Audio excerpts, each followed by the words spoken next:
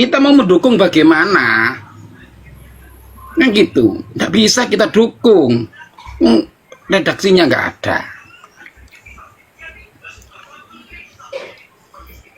Pakai kitab Abnul Imam, ya kan, dikatakan bahwasannya di situ adalah yang mentahqiq itu kiki daripada Ibrahim Ibnu Toba yang ada pada masa abad 199.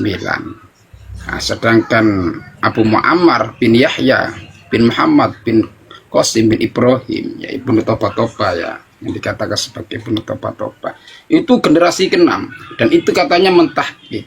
Kalau memang dia itu mentahqiq, mana anunya, khutut aslinya? Sama halnya kalau kita itu mensarai ya Bang Rian ya. Di situ kan ada matan, ada syarah. Tahqiq juga demikian, ada matan atau aslinya, manuskrip aslinya. Kemudian itu di bawahnya itu tahqiqannya. Harus tidak boleh mengurangi atau melebihi dalam salinan khutut. Baik. Yang di bawah hujah sama Qori masalah sarofsa udah ketemu kan? Berarti dia bohong kan? Sudah ketemu. Wong itu akun saya diblokir semua. Repot diskusi dengan Qori itu ya. Nanti diskusi dengan Qori, kita hanya bicara satu kali ya kan. Qori nyecel ping satu sudah. Contoh diskusinya gantian ngono enak. Kan kemarin kan dia semangat banget tuh, katanya dia menemukan kan perbedaan tahun tuh pada saat dikaji sama Yai sama Lora tuh sama siapa, Jafir ya. Iya. Itu kan jelas kan, jelas pembohongannya kan, bohongnya dia kan. Ketemu Kak semua itu belum ada Mas Rian. Kalau dikaji sama Mas Rian tambah tertawain Qori. Nggak bisa memahami kitab. Mana itu? Aduh, kok bisa memahami kitab kok seperti itu, ya Allah.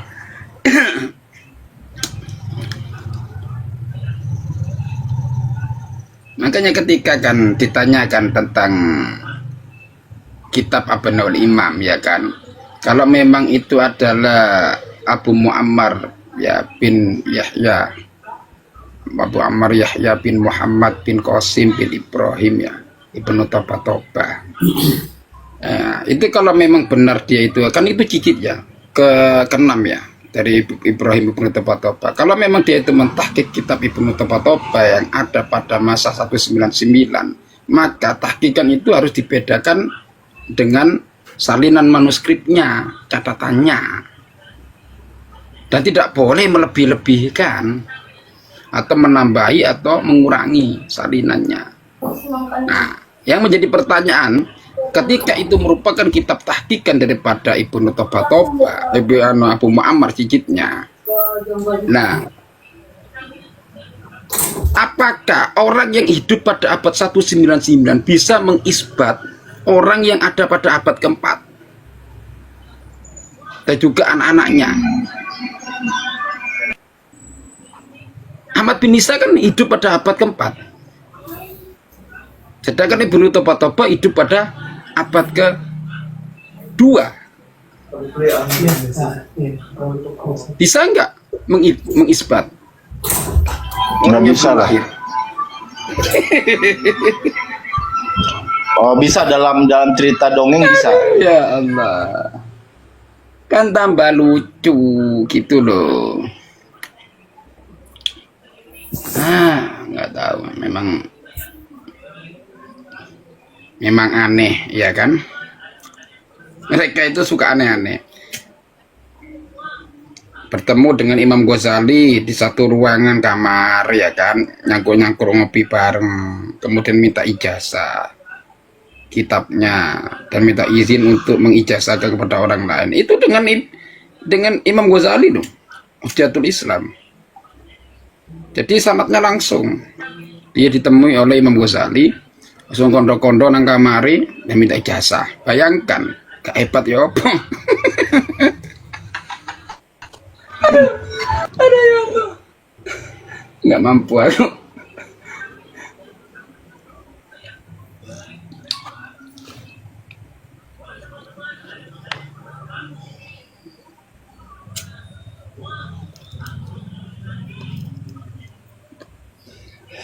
Lah yang seperti ini dulu kawan. Ya Li ya, yang seperti ini adanya cerita-cerita yang seperti ini akhirnya orang itu sama-sama mempunyai suatu keyakinan kepada karomah itu nanti nggak percaya, walaupun hukum mempercayai karomah itu jais kan gitu, ya kan? Betul betul betul. Hukumnya mempercayai memang jais. Nah, kan tetapi kita harus meyakin bahwa karomah itu memang ada, itu loh. Tapi hukumnya jais. Dan yang sebab seperti ini akhirnya orang itu banyak nggak percaya. Ya berarti kan merusak Islam sendiri dong ya, merusak keislaman dari dalam berarti kan? Betul.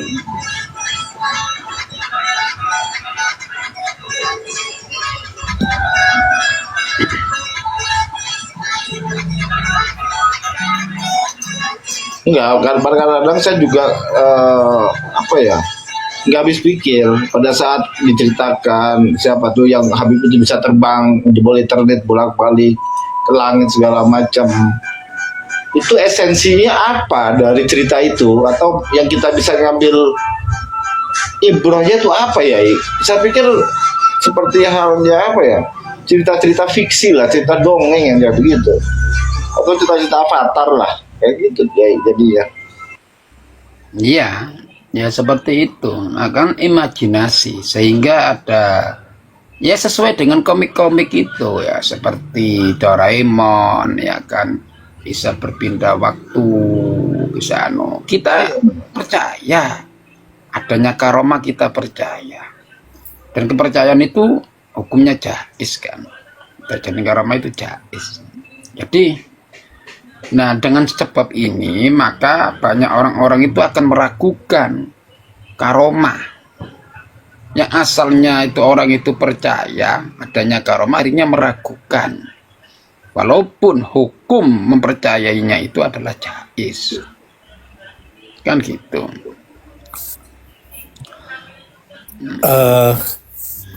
Kiai, gini, saya agak ruwet ini pertanyaan saya nih. Pertanyaannya udah ruwet, apalagi jawabannya. Kaum Mbak Alawi ini kan orang cerdas ya, saya bilang ya. Cerdas sekali lah dalam melakukan fabrikasi.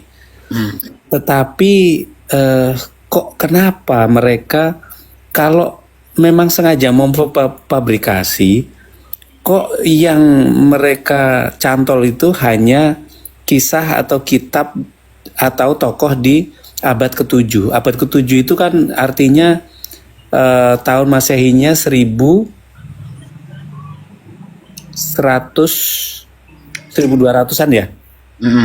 Kurangi 5, ya betul, ya. 1200-an. 1200. Iya. Kalau mereka memang sengaja mau memfabrikasi, kenapa kok baru di abad ke-7 atau 1200 gitu? Terkait dengan apanya lah, pentokohan atau apanya gitu loh. Ini saya pikir ini ya kekuasaan Allah lah, sehebat apapun, secerdas apapun, namanya orang mau membuat sesuatu nggak ada yang sempurna gitu ya. Iya betul. Nah kedua, terkait dengan pentokohan gitu, mereka kecolongan hanya sugroh wali istifadohnya itu di kalangan mereka Ba'alawi ini, tidak berusaha juga mencantol dari ulama-ulama di luar Ba'alawi semasa. Dengan bukti apa? Mereka juga tidak diambil referensinya, tidak dikutip ulama-ulama semasa sejamannya gitu. Artinya jangan-jangan kesunyian ini sebenarnya bukan di 700. Ya, kesunyian itu bisa jadi malah lebih kesinian gitu. Kesunyian cerita itu. Iya, betul Pak Gitu. Bengki. Ini fabrikasi yang nggak sempurna, saya bilang gitu. Nah, silakanlah Kiai Anjas sebagai peneliti kitab ini, cobalah tolong dilihat. Apakah dalam fabrikasi mereka itu atau proses-proses sejarah mereka itu dari mulai abad ke-12 lah Masehi itu dikutip juga oleh ulama-ulama di luar Ba'alawi di abad yang sama atau di masa yang sama atau minimal 1 abad setelahnya lah gitu. Sehingga kefiktifan tokoh-tokoh ini tidak terkonfirmasi. Nah sekarang masalahnya kan yang dibilang sama Kiai Imit, kenapa tokoh-tokoh ini fiktif? Mereka kan tidak dicantol, tidak direferensi, tidak dikutip, tidak dijadikan rujukan juga ulama-ulama sejamannya, semasanya, sedaerahnya, sewilayahnya, dan sejamannya, kan gitu kira-kira kan. Jadi mereka ini kayak orang di dalam tabung kayak di tabung bayi tabung. Nah, dia ini kayak kelompok di bayi tabung yang berkutat di dalam aja, begitu pecotot lahir ya wes langsung bior gitu. Betul itu Bang Bengki. Kalau kita mau meneliti ya, mau membacanya dengan istiqra, dengan cara meneliti, itu akan ada. Memang seperti kitab sahabatnya Imam Ibnu Hajar Al-Haytami. Saya tidak mengatakan tidak benar, tapi sesosok Imam Ibnu Hajar Al-Haytami yang terkenal, ya kan, yang terkenal periwayatan hadisnya, kok meriwayatkan sanad Hirqah hanya mengatakan dari santri kemudian ke Al-Idrus. Jadi tidak langsung ke Al-Idrus, hanya mengatakan santri. Santri itu siapa namanya? Nah, di sini loh letaknya. Ya, sama dengan wali-walinya mereka. Ya kan?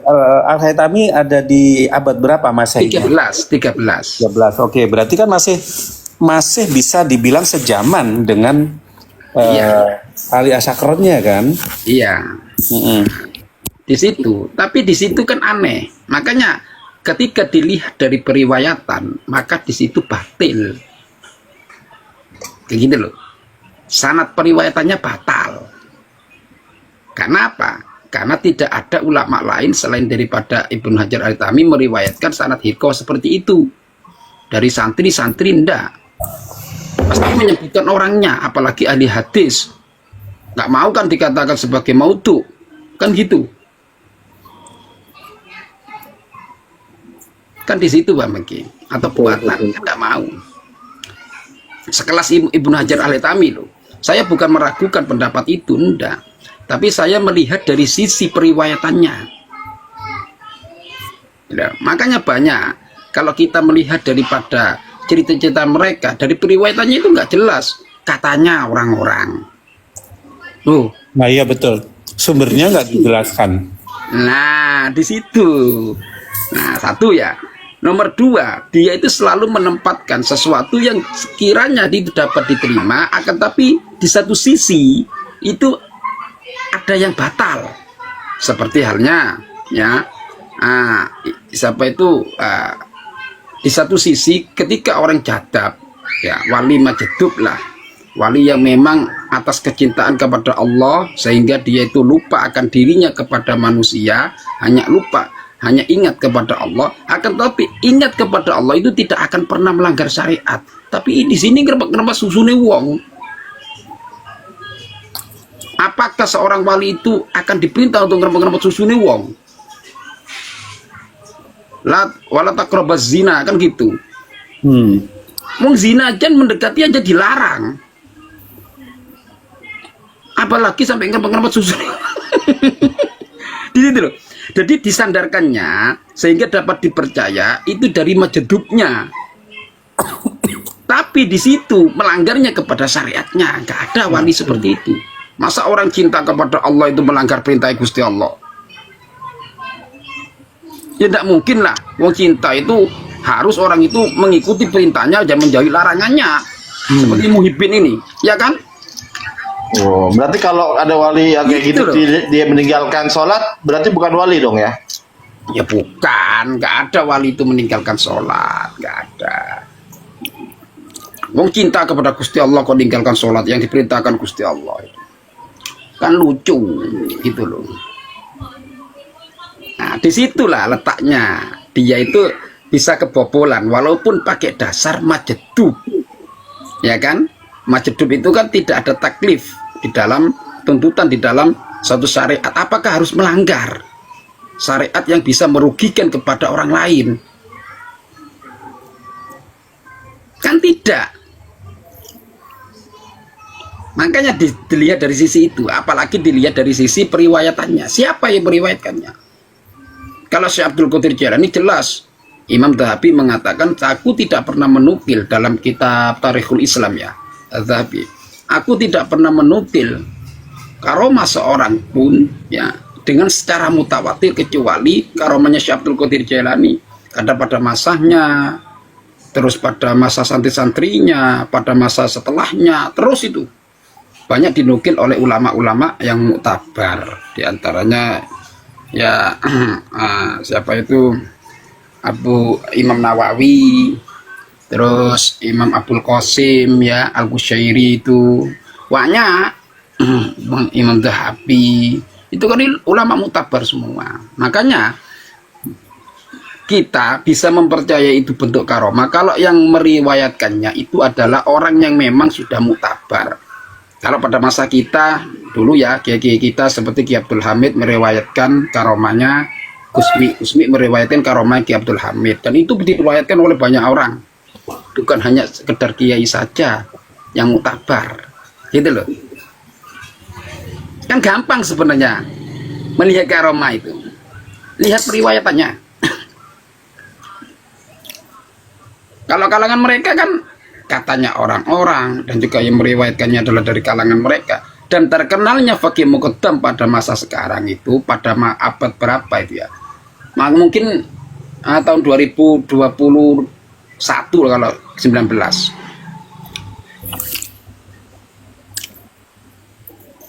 Itu kan terkenalnya masih barusan. Saya mondok tuh mulai dulu nggak pernah kenal Faqih Muqaddam. Loh iya, sungguh. Berarti tokoh reformasi itu tuh Faqih Muqaddam. Nah, makanya terkenal kan barusan. Saya tahu ini loh dari anunya Kiai Imat ini loh, baru saya mempelajari kita. Oh, ini Faqih Muqaddam ini ya. Oh, dia termasuk pembaharu kali, Pak. Aku tidak jalani ya. Waduh, Kiai. Dia pembaharu dalam bidang karomah, berarti pembaharu dalam bidang karomah.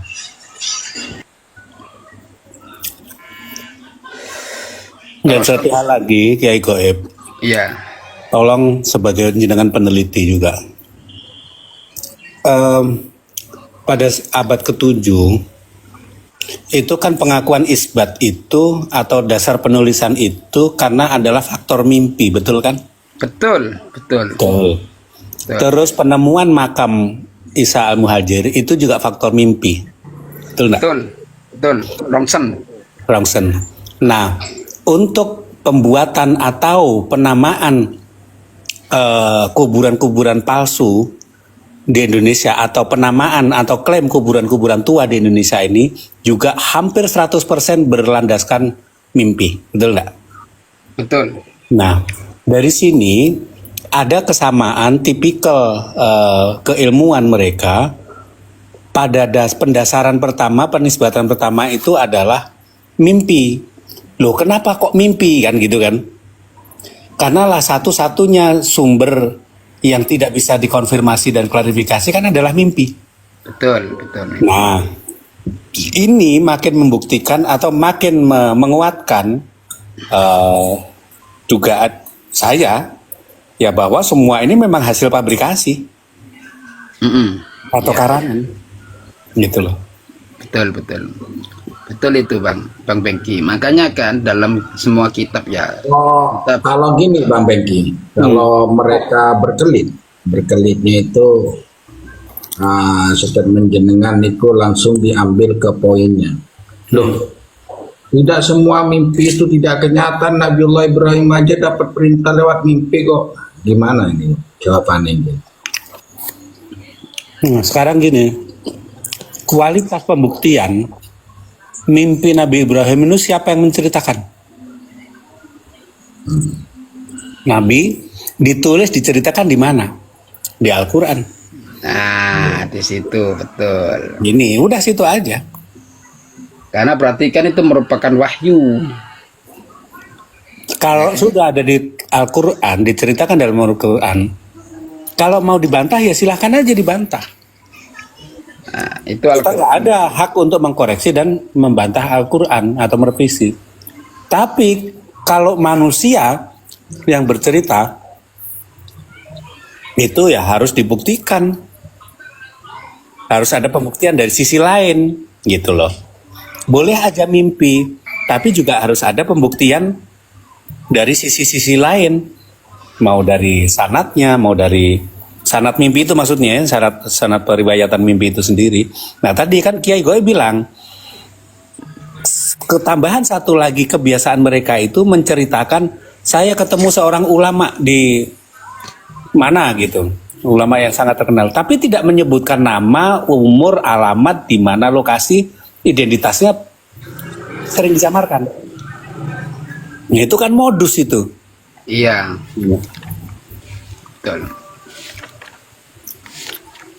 Nah itu ditiru sama Muhyiddin sekarang. Saya ikut ulama-ulama terdahulu. Wah. Jadi kan mimpi itu ya, itu adalah sebuah isyarat.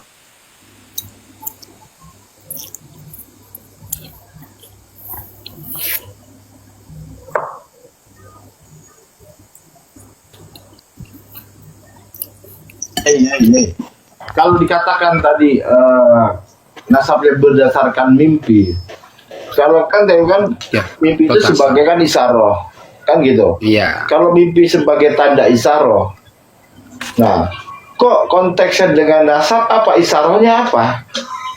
Ya, artinya gini loh, makanya kan isyarah Gimana, itu ya? benar.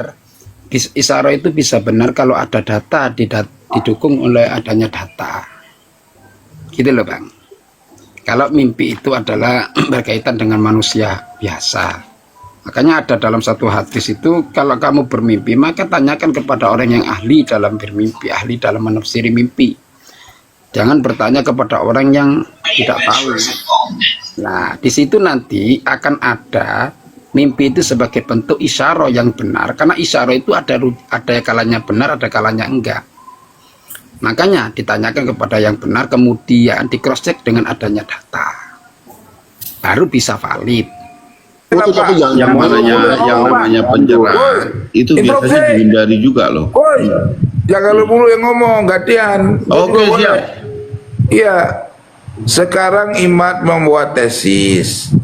Seandainya kemarin di Kesultanan Banten dia hadir untuk mempertanggungjawab tesisnya dalam sebuah diskusi, berarti persoalan itu sudah selesai sejak di Kesultanan Banten. Gara-gara dia tidak mau datang, akhirnya mengorbankan oleh yang lain, maka proyek ini menjadi fitnah akhir zaman. Jangan geleng-geleng, lu kan kemarin ngomongnya. Itu kita beda pemikiran, Pak. Jadi Loh ya udah, kalau beda pemikiran nggak Oke. perlu ada penelitian. Oke, Kan beda gini ya. pemikiran. Gini enggak, terkait polemik ini maksud saya. Jadi gini Ya ya, sama, Bung Sorry. polemik ini kan kamu bilang beda pengertian. Wong saya itu saya itu termasuk aktor sejarah awalan loh. Gitu loh. Ya Jadi, walaupun apanya walaupun apa? udah belum. Walaupun Tengku Kori itu awalannya yang memulai munculnya tesis ini, tidak berarti Tengku Kori ini tahu segalanya gitu kan. Loh, tapi nggak bisa menampilkan dong kayak begitu itu. Iya, saya nggak bukan Terhasil berarti liarmu tahu lagi. segalanya. Saya bukan berarti tahu segalanya benar, tetapi segalanya saya tahu, gitu loh. Oke, itu soal bahasa saja. Jadi gini Pak ya, soal bahasa. karena lagi-lagi Tengku Kori ini yang dibidik adalah ketidakhadiran Kiai Imad. Iya pasti dong, wong dia ini kan membuat tesis. Kalau diajak diskusi di meja ilmiah dia nggak mau datang, berarti dia nggak mau menyelesaikan persoalan tesis itu. Gitu. Oke, setahu saya begini ya, dalam hal ini yang mengundang mungkin sebagai objek kajian penelitiannya kan begitu. Biasanya pertanggungjawaban itu akan yang minta pertanggungjawaban adalah orang yang merekom. Itu kan menurut saya Anda. Merekom sih. Menjawabkan. Itu kan menurut Anda. Pak gimana loh Pak? Jawab kan diminta dari Ya itu kan dia. versi Anda, kan menurut Anda tadi kan versi Anda itu. Pak, saya ini sering loh Pak dimintai sumber. Nggak percaya Ada yang saya. meneliti sejarah. Nggak percaya Saya nggak saya. pernah minta pertanggungjawaban kepada yang meneliti Pak. Yang Saya minta nggak- siapa? Ya saya nggak dosen percaya. mereka. Gimana bisa Yang kita minta buktikan siapa? Ya kejujuranmu? pemerintah yang mendanai penelitian itu gitu loh. Kok saya hanya sebagai Assalamualaikum warahmatullahi objek kajian wabarakatuh. gitu. Waalaikumsalam warahmatullahi wabarakatuh. Waalaikumsalam warahmatullah. Ini kok nggak ada yang on cam, ya udah saya tutup aja lah kameranya. Ya bagus lah. Gua kan lagi dipijit juga, Bu. Udah lanjut. Jadi dalam hal ini mohon maaf nih, saya sepakat dengan apa yang dilakukan Kiai Imad. Kenapa tidak datang ketika Ya itu kan diundang? menurut Anda pribadi. Ya kan Anda perspektif tidak bisa Iya kan Anda. sah saja toh saya kasih Imat, pendapat kalau orang Anda tidak, lain. kalau Anda Sempak. setuju kalau Imat tidak hadir, itu tandanya Anda itu provokatornya juga, termaksud orang ketiga. Bukan Tengku, si Saya Sempak pengamat, ini tuh Pak. cuman dia pandai bersilat lidah. Ya, Gini ya sekarang- Tengku Kori, coba saya nanya kepada Tengku Kori. Tengku Kori, Ya, pandai tidak. aja kau bersilat lidah. Apabila Sempak. dengan kedatangan Tengku Kori, Ya, ini, menurut kau masalah saja akan itu. tambah runyam, Bentar. kira-kira Tengku Kori akan datang nggak? Coba ulang, nggak ngerti. Coba ulang. Di saat Tengku Kori mendapatkan satu undangan, nah untuk menghadiri undangan tersebut, kira-kira Tengku Kori butuh mempertimbangkan nggak konsekuensinya? Kalau saya pemilik tesis, ya saya datang loh. Jangan, ini secara general saja, tidak hanya. Bisa general. Hadir lah. Buktinya saya di mana diundang, saya datang kok. Enggak, seandainya itu Kok enggak sih seandainya datang dia? akan Ini arahnya mau ke akan Cilacap, menimbulkan Bukan seandainya sudah terbukti besar datang terus. mudorotnya. Kira-kira Tengku Kori datang nggak? Ya pasti datang. Saya kan bertanggung jawab. Salam atas warahmatullah. statement saya. Dan kalau orang yang mengundang itu tidak berkapasitas untuk memberikan undangan, itu sebenarnya undangan itu apa urgensinya? Gini loh Mas, tak kasih tahu ya. Ya, Ya. Terbalik Di logikanya Kesultanan si Sempak Banten, nih. ya. Di Kesultanan Banten, Imat itu dibayar, ya, dibayar untuk kehadiran dia. Untuk pembayarannya terhadap Imat itu kurang lebih 7 juta untuk dia waktu itu, karena dia masih di wilayah dekat, untuk kehadiran dia, gitu loh. oke. Itu sudah Berarti disiapkan. Berarti salah satu alasan ketidakhadiran itu semakin jelas. Kenapa? Mungkin kita yang melihat, Pengecut. kita yang melihat karena Kiai Imad tidak mau dong Tapi Imad kan cerita sama dikira saya, bayaran tidak- nanti kan. Imad kan Diskusi cerita. aja kok harus dibayar gitu kan, ada apa ini gitu loh. Loh gini loh, Imad itu kan cerita di media kalau dia nggak alasan dia nggak mau hadir karena berdasarkan istiqoroh ulama Nusantara, kata dia. Saya tanya siapa ulama Nusantara itu Kiai, gitu loh, nggak perlu Oke. disebutin katanya. Oke, jadi memang kadang alasan yang sebenarnya itu tidak perlu disampaikan ke publik. Ya sudah, kalau tidak Ya, perlu silat disampaikan, lidah aja kenapa terus, kamu silat mencari lidah. tahu tentang alasan? Ya, kadang tidak perlu. Ya, disampaikan. silat lidah Kenapa? lagi. Ketika orang Ini Pak ingin dosen. mengetahui Pak alasannya, dosen. Pak maka dosen akan begini. semakin rancu. Kan Gini gitu. Pak Lu dosen, kok rancu? begini. Orang kamu nggak perlu alasan, katanya alasan tidak perlu diungkapkan. Terus kenapa? Iya, kamu dia cari tahu alasan? logikanya. Pak, Saya- ada saya- alasan. Pak Jadi gini ya, dosen. tidak semua Gini, Pak Sian dosen. gue, alasan itu sian gue. harus Dosen diungkapkan. kesenian. Kenapa? Lagi-lagi atas dasar pertimbangan, Pak. Kita Begini, Pak Iya, dosen. ya, silat lidah. hak kita ini Saya- dibatasi oleh hak orang lain loh.